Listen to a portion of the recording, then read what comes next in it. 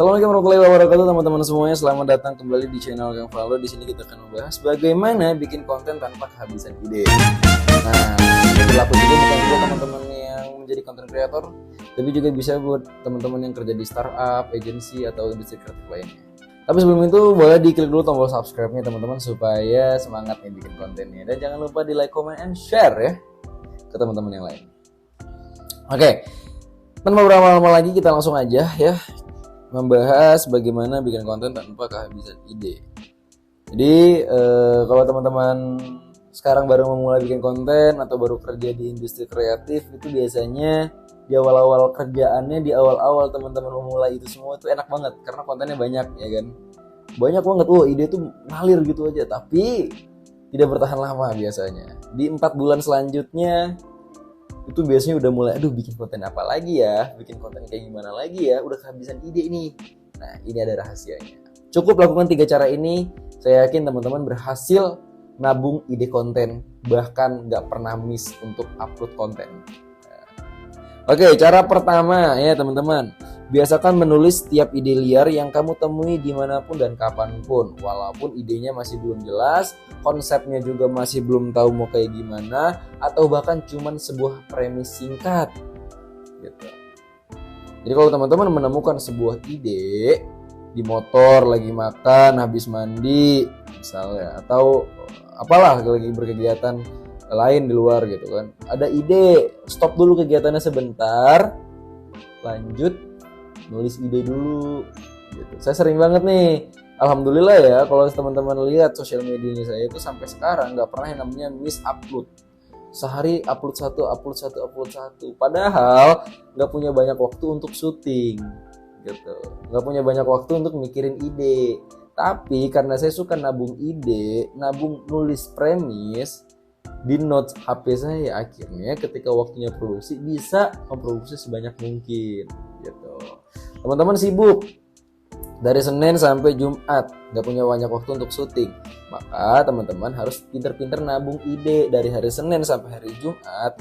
Itu usahakan ya teman-teman bisa menemukan idenya. Nanti kita akan bahas selanjutnya. Karena biasanya kalau ide bagus tersebut dientar-entarin, biasanya jadi kurang fresh, jadi anyep atau bahkan sampai lupa. Nah, ini bahaya teman-teman ya. Jadi itu intinya yang pertama. Lalu yang kedua, luangkan 1 hari untuk fokus menulis ya.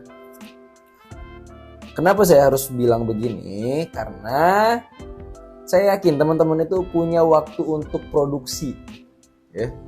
Pasti ada waktu 1 hari atau 2 hari untuk memproduksi konten. Cuman masalahnya ketika produksi konten dibarengin dengan mikirin idenya. Oke, hari ini syuting, kita bikin konten apa ya tapi ya? Waktu untuk produksinya jadi habis, kepangkas sama mikirin ide. Nah, saya menyarankan kepada teman-teman semuanya untuk memisahkan antara waktu menulis ide dan waktu produksinya. Jangan disamakan gitu. Karena kalau disamakan akan buang-buang waktu. 1 hari full nih teman-teman fokus untuk produksi, tapi dibarengin dengan mikirin ide, paling cuma jadi 2 atau 3 konten. Beda cerita kalau misalnya teman-teman sibuk dari hari Senin sampai Jumat, sibuk kerja, cuman ada waktu luang dari Sabtu dan Minggu misalnya. Teman-teman bisa fokuskan di hari Sabtu untuk menulis dan di hari Minggu untuk produksi. Seperti itu. Fokus nulis. Jangan ada produksi, jangan ada bikin-bikin konten, jangan ada editing. Fokus nulis. Apa yang ditulis, ide yang udah teman-teman kumpulin dari hari Senin sampai Jumat. Nah, begitu ya. Jadi itu akan lebih berfokus. Tulisannya teman-teman itu akan jauh lebih jelas nantinya. Nah, untuk bagaimana caranya menulisnya, itu nanti akan kita bahas di next episode. Oke? Lanjut nih, cara ketiga ya teman-teman. Ini cara ketiga, buat minimal target ide. Nah, bagi teman-teman yang sibuk ya, susah banget untuk meluangkan waktunya bikin konten, buat target. Sehari saya harus menemukan berapa ide liar. Ide liar ya, bukan ide jadi, ide liar.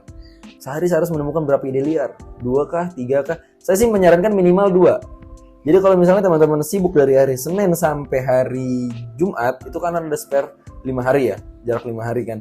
Nah berarti teman-teman harus 5 hari dikali 2 ide konten, berarti satu harinya 2 ide. Berarti total ada 10 ide. Nah ini 1 minggu 7 hari, teman-teman punya stok 3 konten lebih nih. Nah ini 3 konten ini adalah buat jaga-jaga. Jadi misalnya ini Senin, Selasa, Rabu, Kamis, Jumat, Sabtu, Minggu. Nah ini sisa 3 hari nih. Sisa 3 hari ini bisa dipakai buat hari Senin, Selasa, Rabunya lagi.